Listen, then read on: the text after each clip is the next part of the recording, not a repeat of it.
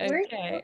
I'm pretty sure the webinar has started. I just saw it. Yay! This is so exciting. Cheers, guys. Cheers, everyone. Okay. It's starting to let people in, which is very cool. So we're going to let that happen. And I just changed my view and then realized my angle here is not great, but that's fine. Okay. Here we You look fabulous. Thanks. Guys, this is my new puppy. Oh, hi, Mickey. Oh my goodness. What a nugget. This is Mickey. He's our 10-week-old, he's like a pork chop. Oh my God. He is such a fluff ball. He's such a fluff ball. Really? Oh, he's going to be a big boy. I think he's going to be a big boy. Yeah. He's going to be like 40. Oh, yeah. Okay. Oh, okay, cool. Is he a Bernedoodle? He's ready. I'm going to sound really obnoxious. He's a Lagota Romagnolo. Oh my goodness. Oh. My vet was like, is that a kind of pasta? Or he's an Italian water dog. He's the dog they used to hunt for truffles because pigs would eat the truffles. But these dogs have like a crazy nose, so they use them. Oh, did you find any truffles in your yard yet or anything? Or yeah. Because I mean, honestly, that could be like a good amount of money, you know. A little side cart business. Little side biz, you know. It's like, hey, I got truffles happening in here. He's a different kind of dog. It's interesting. He's like very wild. Well, he's gorgeous. He is very, very gorgeous. I feel like his coat is also like, is it hypoallergenic? His coat? Yeah. He looks it. Nice. Poodle. Guys, good morning, everyone. This is so exciting. And I'm really excited. I was just checking my shirt because I hear the baby crying and sometimes I leak milk. Hi, everybody. Hi, everybody.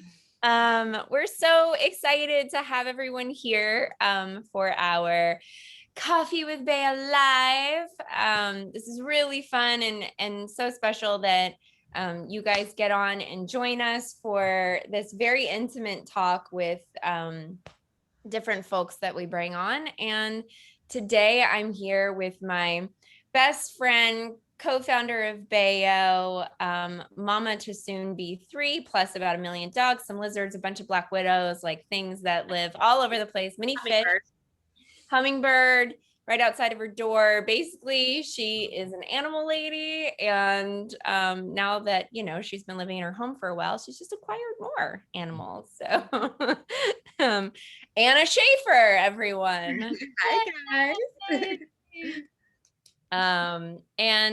And so we're still filling up our participant area here. So, and we would like to say hello to our dear friends, Renee, Felice Smith, and Christopher Gabriel, who wrote the amazing book, Hugo and the Impossible Thing. Thank you, guys. Thank you so much for having us. You've been so supportive, at BAEO, and we're really so grateful for your support. So thank you. Well, thank you. It's our pleasure because, it's really fun to be able to support our friends, but also supporting our friends who make beautiful things to put out into the world is a very exciting thing. And the fact that it's for kids. Come on. That's so awesome, which is really cool. And by the way, my husband says this to me all the time, and it's such a sweet and supportive thing to say, but he's like, people talk all the time about doing something and they don't do it. And he's like,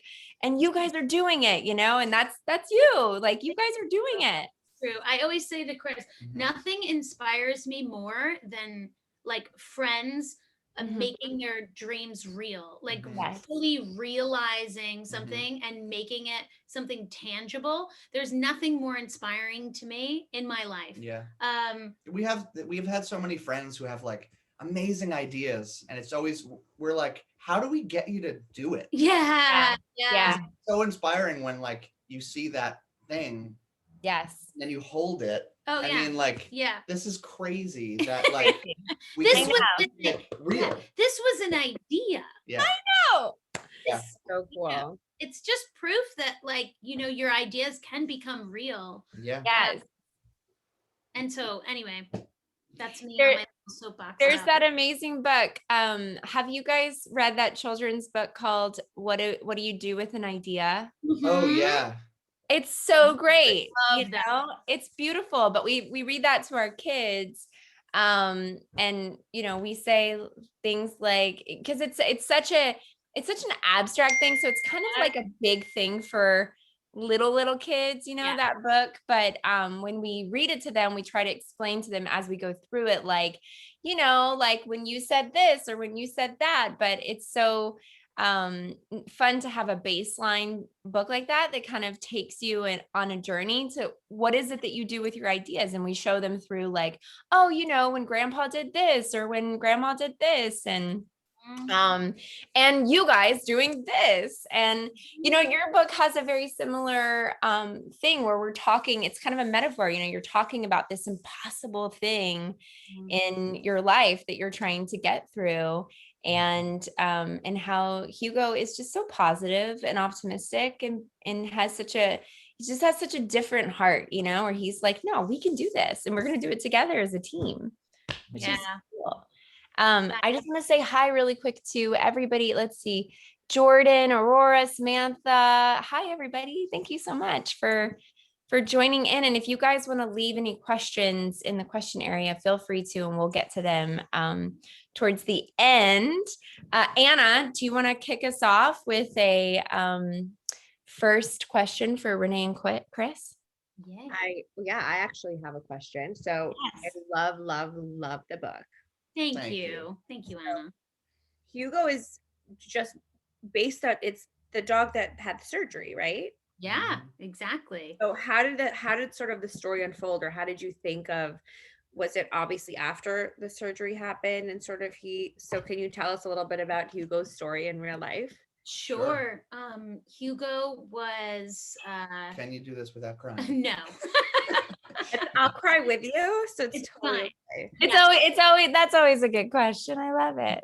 Exactly. So Hugo, you know, was our little tough guy. Mhm. He was diagnosed with a brain tumor at 7.5 years old. Mhm. And We should also say before we tell the story that our parents both had kids at 23. yeah. Renee's mom was 23 when she had her. My mom was 23 or 4 when she had her brother. And we got Hugo when we were 23. And I really feel like physiologically something happened in our bodies where we were like, this is our kid right now. Yeah. So, and we have other dogs and we've grown up with dogs, but Hugo was different. And well, it's like, I brought Hugo into my life because I wanted to stop worrying about myself. And I feel like people have kids in that way. I don't know. I'm not a mom. I can't speak for myself, but it's to kind like of bring a new life. But to bring a new life into the world, you want to focus your energy on that new life and developing that new life. And through that new life, you live a new life. Anyway, so that's quite frankly what I did with Hugo at 23 years old. And so, yeah, it you know, for better or worse, that's what happened. That's what happened. So when, you know, we got this news, it was just unbelievable news. We were beside ourselves. I was crying into a pillow, you know, at the top of my lungs, just what do we do next? We went back and forth between like one of us being just like despondent, just like nothing, there's nothing we can do right now. Life is over. And then the other one being like, no, hold on. There's got to be something. And then it would flip. And we did that for like 24 hours. And then we both decided, no, we're not going to accept this. Because we should say we have to move forward. The diagnosis was he has this brain tumor. He has like he's going to go in days. And there's nothing we can do. And so we just couldn't accept that for him, for us, for you know, obviously our boy, we wouldn't accept that. So we didn't accept that, and we asked a lot of questions to the point where I'm sure I exhausted many a veterinarian. And you had an in at like any kind of animal hospital anywhere. Eric helped. Eric was the first person I called, actually. That would be my first call too. Yeah. He's an animal lover. Yeah, and he, you know, said VCA West LA, and then we went there, and then that led us to, you know, anyway.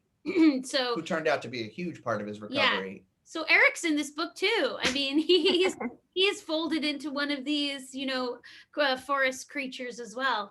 And but it really was for us this like yellow brick road kind of you know, journey. And it never felt like, it really never felt like we were out of the woods. It was always like, well, you know, they said 2 days. It's been a month. He made it this long, and he's in, you know, radiation now, and now he's out of radiation, and they said, but there's like a new problem. There's a new problem. Anyway, there were problems every step of the way, but we found a way to navigate it, and he kept going. That's what I was going to say.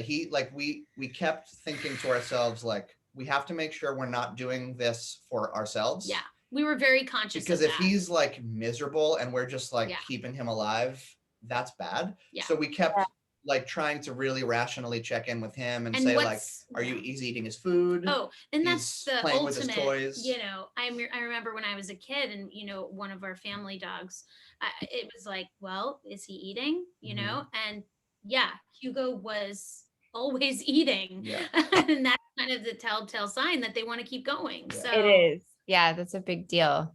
yeah. So anyhow, he made it through. Lots of people, lots of vets, lots of, modalities, like different medical modalities. And at the end of it, he had his recheck MRI, and there was no evidence of brain tumor, but which was a miracle because they said that would never happen. So there was no evidence of brain tumor on his recheck, which was almost 10 months after. Oh my God. After his diagnosis of 3 days or something. Exactly. Yeah. There was no evidence, but. And we should say there were two things that were at play. There was this tumor that was inoperable. Well, I was just going to say. And then there was this fluid that was building up around the tumor. And we had said, can we do something? Is there a surgery we can do? Because we had heard of dogs that have these tubes that pull fluid out of their brains. Yeah, yeah. Actually, Chris, this is like a funny story. When you were, 23 years old? Yeah, like it just goes to show like the information that you learn throughout your life, you carry throughout your life. Yeah. But when he was 23, he was touring with a band, and one of the guys in the band had this little Chihuahua who it was like Frankenstein dog. It was amazing. And it had like, you could see this tube under his skin. Yeah. So you learned about this procedure like when you were 22, 23, 22, before we even had Hugo. And then that information came into play 10 years later when we're like, what do we do now that he has fluid trapped in his brain? Yeah, and no one was offering this as a solution. Well, we had asked the vet, like, can we do something like this? And they were like, I mean, technically, yes, but as long as the tumor's there, it's going to still produce this fluid, and it won't. The only way you could do the surgery is if the tumor was totally gone, and there's no way that would happen. And then we had to do the recheck MRI, and we found that the tumor was gone. And they said, wow, you can do this surgery, but who's going to do the surgery? Yeah. And then we were like, that was a whole other thing. Get out of our way. We're finding the surgeon who's going to do it. And Anna, that's Bev Sturgis, who is like a rock star, #1, like sent from the gods. She's the best. She's incredible at UC Davis. And she was also the only person like in the country who could or would do this surgery. To do this brain surgery. Wow. And so essentially they put a tube at the back of his brain, and it then just went under his skin and into his side, into his abdomen muscle, and it just redirected the fluid into his abdomen, which then just dispersed throughout his body, because fluid's fine throughout your body, it just can't get trapped in your brain. Yeah. So they do this procedure to people, to children. So actually Hugo's tube was a pediatric tube because of his size. It was like wow. She physically went, she's incredible. She physically went to the Children's Hospital in San Francisco to pick it up. Because they very rarely do this procedure on dogs, because most people, and understandably, people say, we get it. Your dog's, got this diagnosis, this is the prognosis, are you going to spend however much whatever. money, or like maybe it's better to, you know, whatever. And I get it. A lot of people make that decision. Right. But for us, that we were able to do this procedure and we decided to do it and it worked. And we got 2 more years with him, which I would never, I mean. And just for context too, like before his procedure, when we first brought him to the vet, we brought him because he was collapsing. He couldn't walk. And from that day until his surgery, he didn't walk on his own again, ever. We had him on a little harness and we would kind of guide him around. So it's about 10 months. Yeah. It was the hardest time of our lives. Yeah. Sure. And then the day after his surgery, he was supposed to be in recovery for 5 days. They called us and they were like, it was somebody who didn't really know the story. And they were like, hey, do you want to come get your dog? Do you want to come get Hugo? He doesn't want to lay down. And I was like, well, what do you mean he doesn't want to lay down? And they were like, he's just kind of like pacing in his crate. And I was like, he's standing? Yeah. And they were like, yeah, he's just walking around. And I was like, we were like, we'll be there in 4 minutes. No way. Yeah. Oh my God. And then, well, this is really great. So we went to UC Davis. We were staying right outside the hospital in a hotel, and we like just got in the car, got to UC Davis. They were like, yeah, we think you should bring him outside. Just a heads up.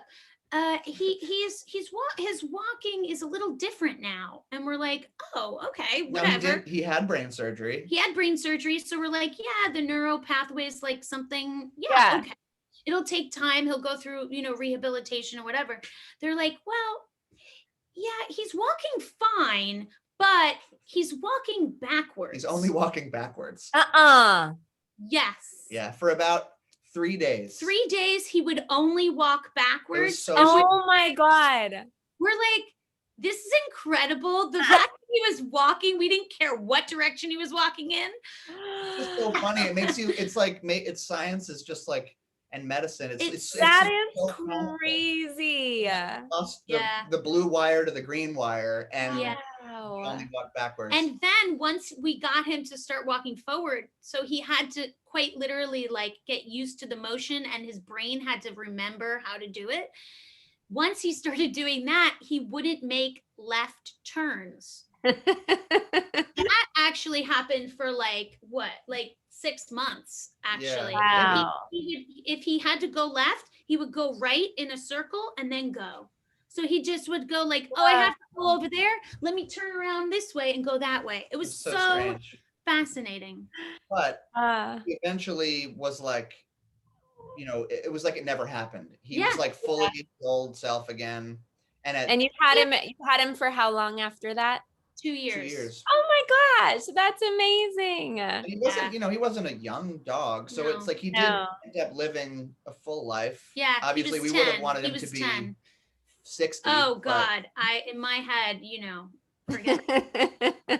Want to be like a 90-year-old French bulldog with a cane. Yeah. Do you know Tim Burton has a short, and I believe it might be a children's book now. It's called Frankenweenie. Yeah. Teacher, but I would have Frankenweenied him. We kind of did. Oh, and then the picture, he really like right after surgery they had to shave him. You know how they shave. Oh yes. But then he had staples all down his head, so he looked like he kind of was Frankenweenie. He kind of was.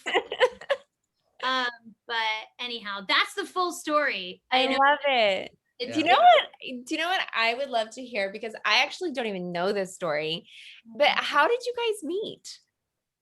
Oh. We met in 6th grade. 6th grade. What? Yeah. That is amazing. Yeah, I was running for vice president of the class, and Chris was running for class. That tracks. I went for vice because I think I saw that as an easy way in, and then I could really run things from behind stage. But Chris was running for president. I went straight for the top. And he won. Oh and my God. I didn't want to run against him. I came from like a really small elementary school where once we were fed into the middle school, I knew like no one. I had no friends in my class. It was awful. It was like, where is this? Classic. It's in New York. Yeah, on Long Island, Patchogue, Long Island. Okay. So 3 3 elementary schools fed into the middle school. So 6th grade, my little elementary school, our numbers were just like one person in each 6th grade class. Like we had no one. Yeah, you had a tiny school. So Chris was from one of the bigger schools. He had a lot of friends. He was very popular. I remember I learned about him in my 6th grade, the first day of gym class. I heard his name. This is like one of those classic movie scenes where like a 9th grade girl is talking to like all the little 6th grade girls. Yeah. He's like, hey girls, keep an eye out for this guy, Chris Gabriel. It's so dumb. She goes, he is super hot for a 6th grader. I would date him, but I'm in 9th grade or whatever it was. And I was like, what the hell? Like, who is this guy? Yeah. Yeah. And but secretly you were like, all right. I'll keep an eye out for him. Keep an eye out. Okay. Okay. Very supportive parents. I didn't think it was possible that I could be wrong about anything. So I had this like you had a confidence about so you much that like confidence. It was arrogance, really, but enough of that has like carried through to my adult life that and you too, that like that's why we make stuff, because we're kind of arrogant enough to be like, we could do it. You're not arrogant anymore in the way that you were as a kid. Well, no, I wouldn't be with you. True. True. I married someone like that. Yeah. There's a lot of crossover in the Chris Eric world of things. That's correct. Yeah. But also, Renee had me impeached. No. Yes. Basically, yeah. Yeah. What? So I didn't know there were like meetings or duties as a president in 6th grade. I thought it was just like, who's the best person in school. Basically, I said to the teacher, you know, like student government met every whatever Wednesday or something. And I was there at all the meetings. I was taking notes, whatever I was doing. Oh my God. And I said, where is this guy? Chris Gabriel, like he won president and he doesn't even come to the meetings. He's not doing anything. I honestly don't think I even knew there were meetings. They were like skateboarding in the parking lot. I was looking out the window and I was like, there he is. He's freaking in the parking lot goofing off. And I'm up here trying to get stuff done. You're like, do you see my notes? Do you see how detailed they are? I put bullet points next to them. Yeah, so that's the beginning. And then we were always friends throughout school. I always had a boyfriend. We were like serial monogamous. I had a boyfriend for like 4 years. You had a girlfriend for like 4 years. And we were all friends. Went to the prom in the same limo, but with different dates because we were friends. Okay, but because this is what I'm always curious about. So, because this is like always in the movie, right? In the movie, like the couple. So when you're on this prom date with your other peeps, and they're not listening today, okay? So you can say the truth.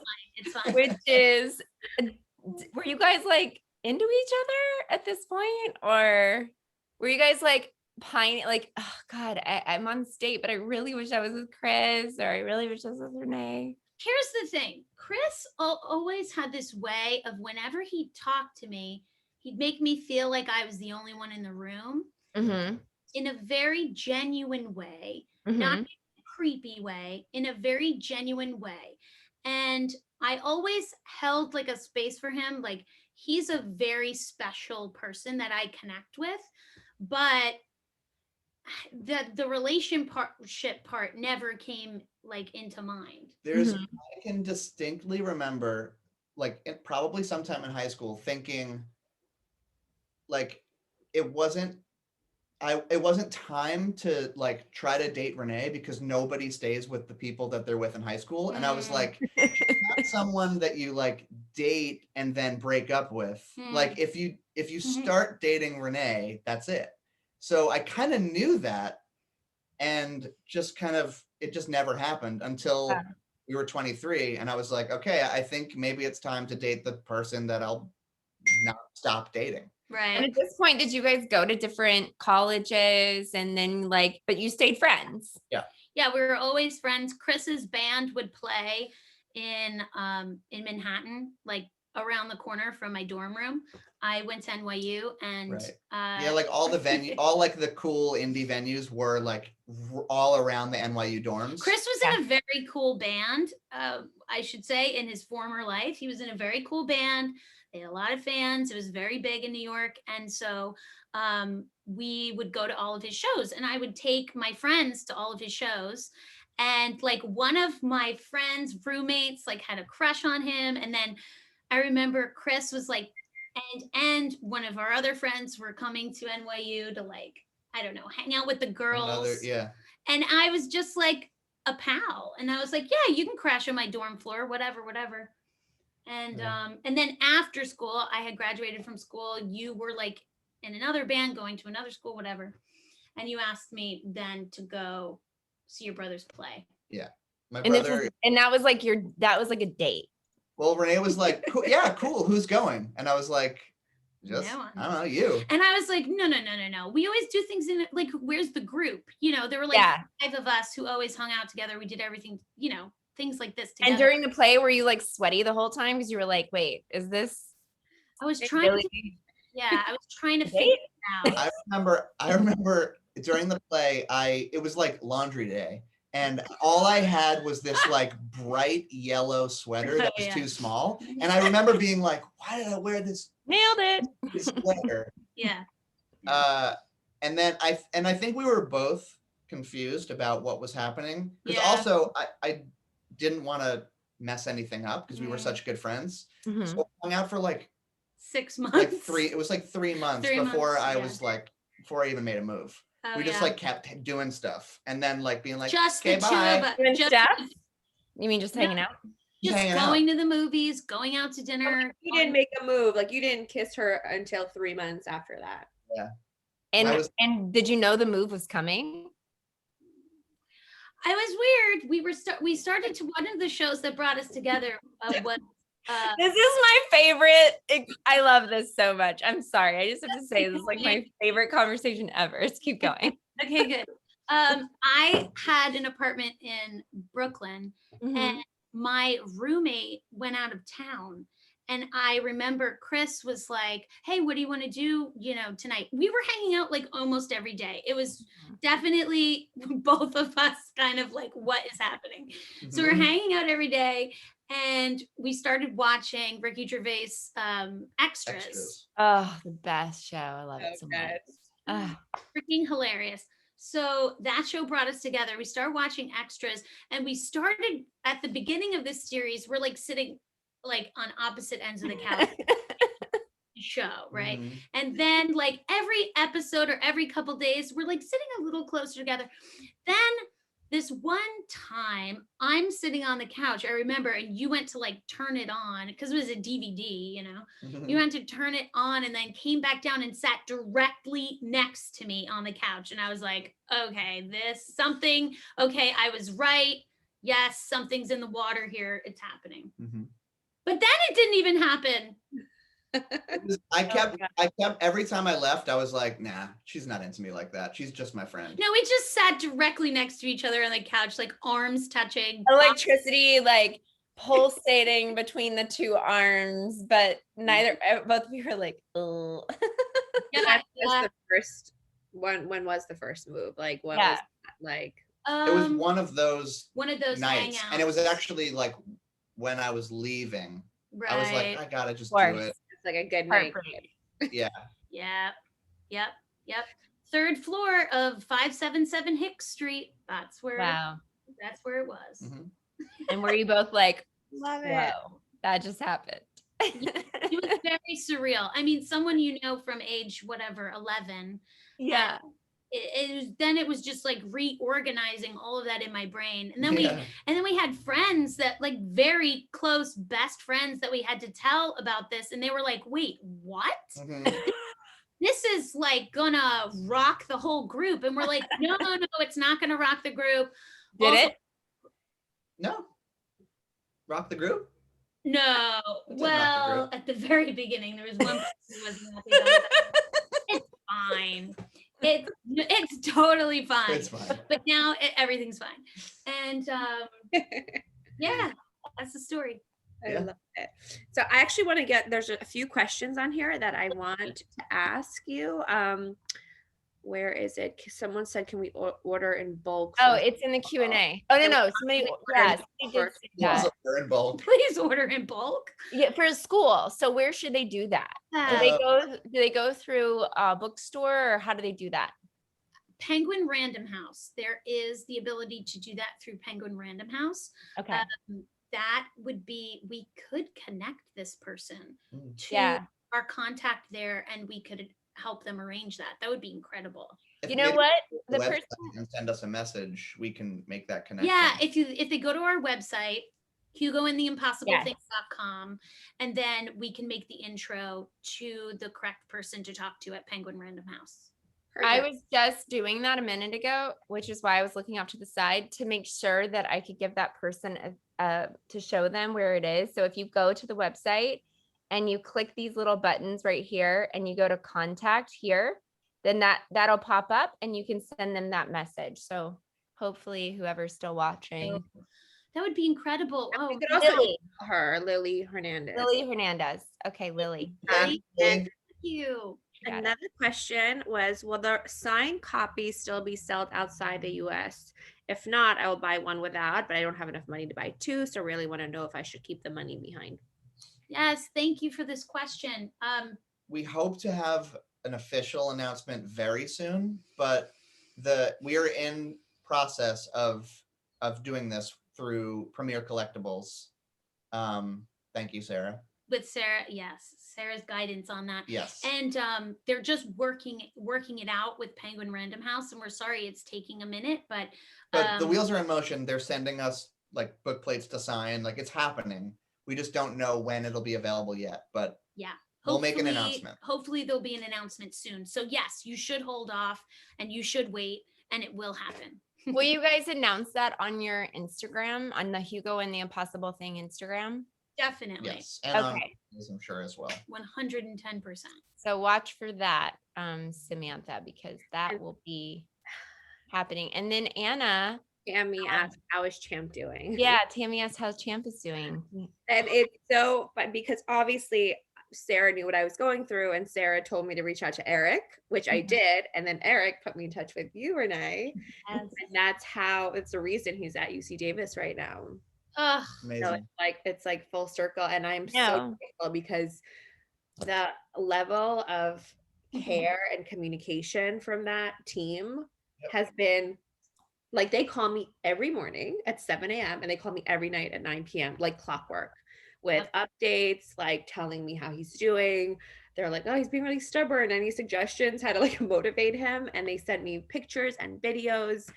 Yes. And the surgery, she was the only surgeon that, well, first of all, wanted to do the surgery. Like, yeah, once again, everyone else was like, well, he's old, he's a burner, you know, like how much time does he really have left? Yep. And then a lot of the surgeons were like, well, we could do one spot and then let him heal, and then like 4 months later go in and do the other spot. And she was like, if I'm going in, I'm going in both spots. Like, she's such a rock star. She's so cool. And it was this like 7-hour surgery. Yep. And she called me after, and she was like, but the lead up to that was crazy because it was like the day of like clearing him for surgery. She was like, she called me, she's like, we found something in his liver, we found something in his lungs, like it might be cancer. And I was like, oh my God. And then she's like, so like we biopsied everything. And then she called me the next morning, she's like, he's clear, it's good, we're doing the surgery. And it was really successful, and they felt really good about everything they did during the surgery. And now it's just like a waiting game. He is getting up, and he's like bearing weight on all four, and he's moving his back legs, and he has feeling. So it takes time for the nerves to come back, and we're just all staying really positive. Love it. I'm just like really genuinely very teary about this. But if we hadn't gone through this with Hugo, we wouldn't have had that information to share with you. Oh, and I honestly was like at a full dead end. Like he was, I'm gonna get teary too. Yeah. And I'm pregnant. I'm super hormonal. We get it. I'm not pregnant, and I'm super hormonal. He was getting so hard. Like he wasn't walking. He was having accidents, number 1 and 2, all over himself. And you could tell like he wasn't ready to like because people were like, well, maybe it's time, you know, to put him down. And I was like, he's not ready. Like, look at his face. Like, he's appetite, like you mentioned, like his appetite's great, and he's like barking, and he you could see he just wants to play, and he was just so frustrated. And we have like these puppies that run around him like crazy people, and he's not ready to go. Like, I owe it to him to give, you know, to do everything I can to give him a chance at another maybe 2-3 years. Yep. You know, so those 2 or 3 years, whatever it is, will be like a rebirth. And we saw it ourselves, you know, with Hugo. It was just, it's another life. It's like quite literally his second act. Which we were just feel so grateful that we were able to see. And I'm so grateful that we went through it. I mean, if, you know, if we went through the worst of times, but if it can help someone else, and like, just to know that it is, and it's happening, is magic. Like, that's the definition of magic, you know? It's really, I'm super grateful for Eric connecting us, and to you for emailing her, because I literally could not get through to her because she's a very busy surgeon. She's like number one for a reason, you know? It's really sure. Just in talking to her the few times I did, you could you know that like instantly just by how she talks to you, and like her knowledge, and also like doesn't overpromise anything, and is super, you know, like these are the risks and this could happen, and like, if this was my dog, honestly, it's a really hard decision. It wasn't like, I'll do it, like it was, I want to do it and I want to help, but like, these are the risks. She was just so wonderful. It's everything you want that's what you want from a doctor of any kind. I mean, her level of like skill and like professionalism, you don't expect her to also have such a good bedside manner. Like, talking to her she was like, she could give you like the risks or like potentially bad news, and in a way that you're like, okay, we can manage this. She's just like, she's the best. She's the best. I actually sent her a link to this, and I definitely watch it a lot because she asked me for it, and I doubt she's watching live, but she was like, because we'll post it after, so she was like, oh, I'll definitely watch it in my free time because we talked about you last time we spoke. Oh my gosh. Hi, Beth. I love you. I love you, and we're so grateful. BAEO ladies, what do your kids think about the book? Ooh, great question. Kids loved the book. Yay. And my daughter, who's like very lately, is very like likes to like think deeply about things, and she was so cute. She was like, you know, I don't understand. I have to agree with Hugo. Like, how would someone know it's impossible? Like, she was so like, she was like, if you don't ask questions and you don't try yourself, she's like, even if it's impossible for someone else, how do you know it's not impossible? How do you know it's impossible for you? And I was like, and those are the types of books that when kids get to think that way and really sort of see the bigger question and see the bigger picture, it's so awesome to see that. And like a 6-year-old, for her to have that and be, hey, you guys. But yeah, so, and Jalen's too, so he just likes pictures, and he just liked all the animals, really. Right. And Sydney did a beautiful job. So it really is kind of that nice age range, you know, where like the young ones can appreciate it for the visuals, but then the older kids really kind of seep in the message, I think. I agree. This match going on behind you too. I know, it's so funny. I was gonna say that this little fight on the bed is the funniest thing I've ever seen.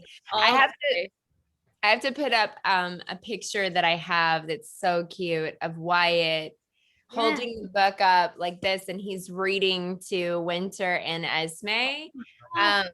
But they have a reading log. So Wyatt and Lila are in the same class, which is the best gift that the universe gave us.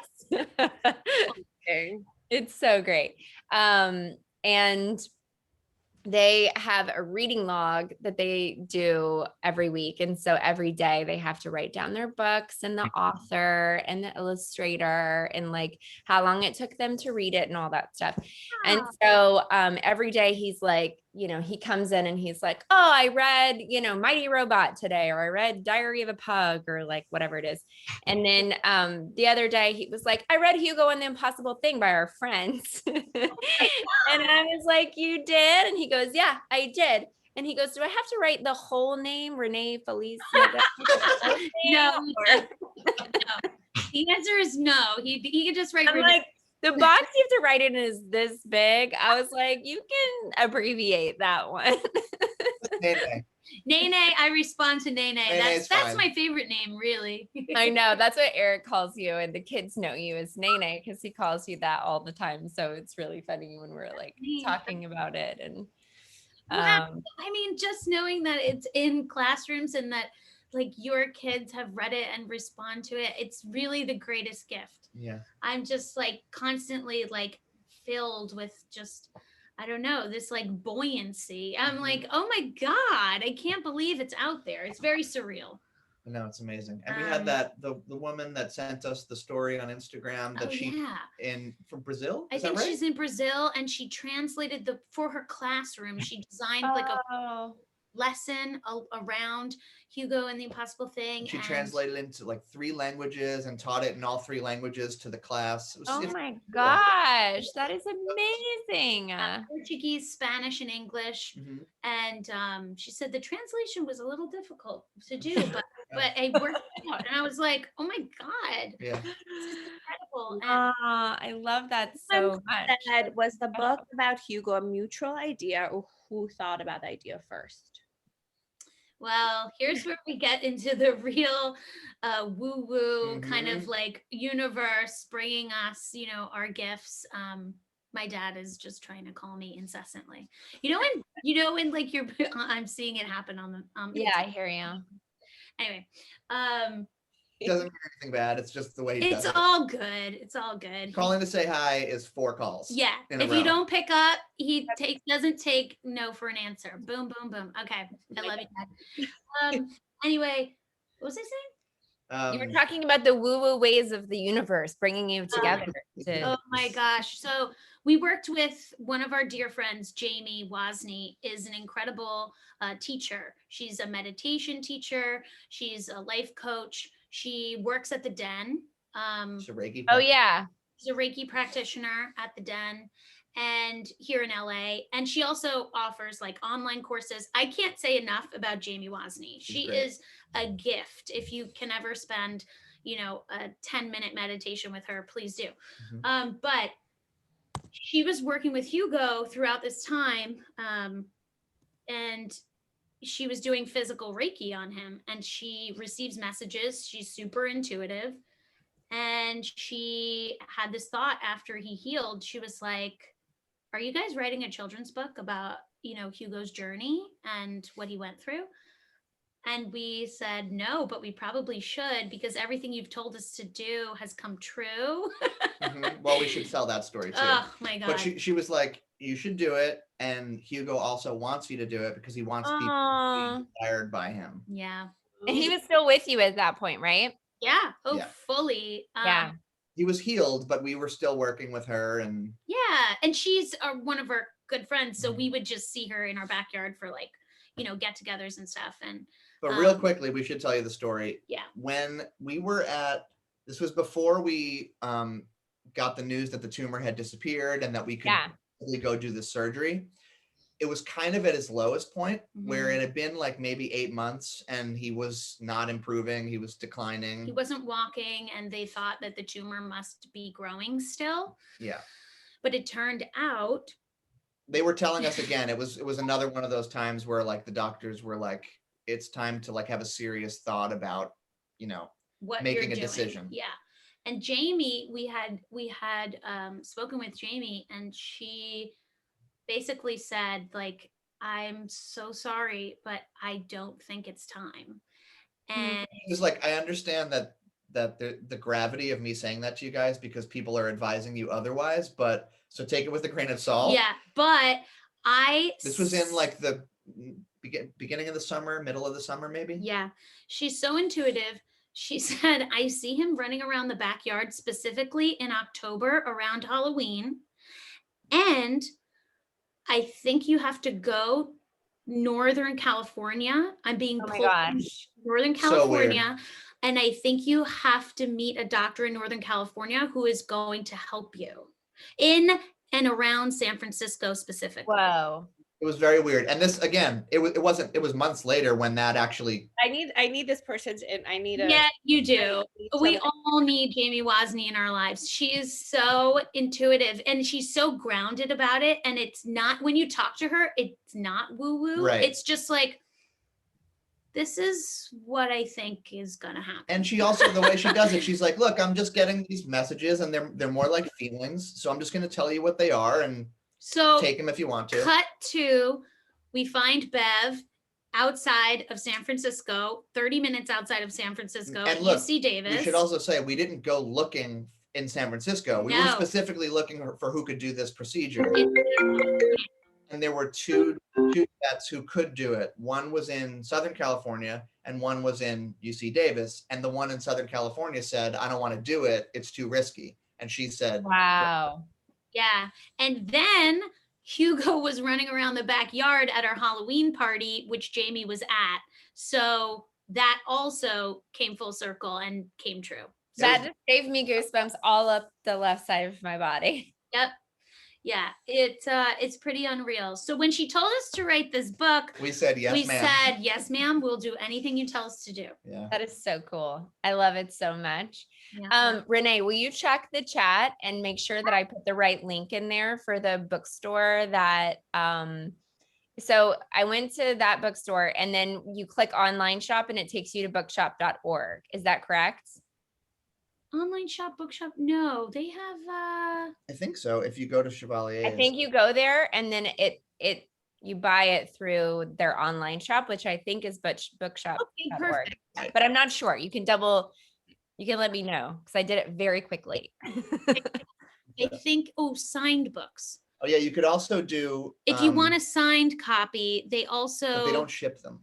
They don't ship them internationally, but if Got you it. are within the United States, you can order a signed book through Chevalier, which I will post that. Let's send right. that. Don't ship it locally, or they do. They ship in the United States.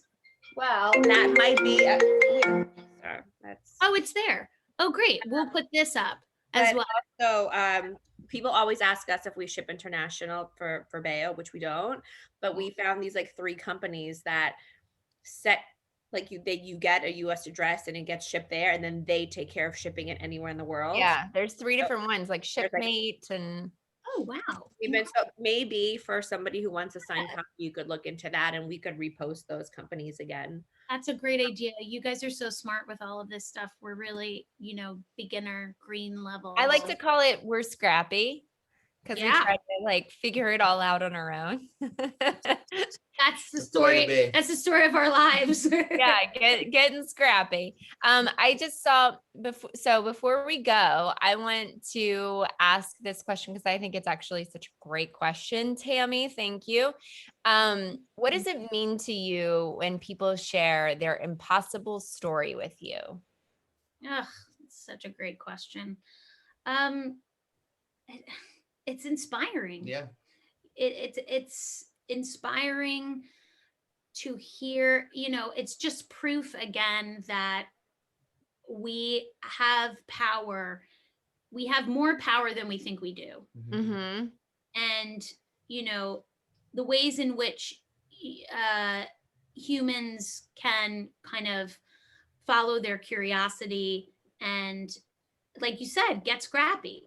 Yep. Yeah. I mean, that's kind of what it's all about. That's how we made a movie. That's how we, sold a show. It's like, It's also about, like it's inspiring to see people do the most that they can with the situation. yeah. When we were going through everything with Hugo, we knew there were risks, like for his surgery, for example. Mm, We knew there was a chance that he wasn't going to make it through his surgery. mm. But for us, We had to try. we knew that if we lose Hugo trying to do the only thing that could potentially help him, Yeah. that we would be able to make peace with that because we were trying our best Mhm. for him in that Mhm. moment rather than saying like the surgery is risky we might lose and let's not do it, but he would never heal that way. Yeah. So even when people try to do an impossible thing and they don't get the results that they want, it's still inspiring because that's the only way you know. Like we have to push ourselves to find out if we even have limits. You don't find that out by taking people's advice when they tell you it'll be too hard. Yeah, 110%. But I love that, like just the book, going back to the book, right? Even if he tried and wasn't able to do it, then he would know for himself, well, I guess it was impossible. But at least I went and tried and did it, and now I know for myself that I couldn't do it or I wasn't able to. But I think that's such a powerful message.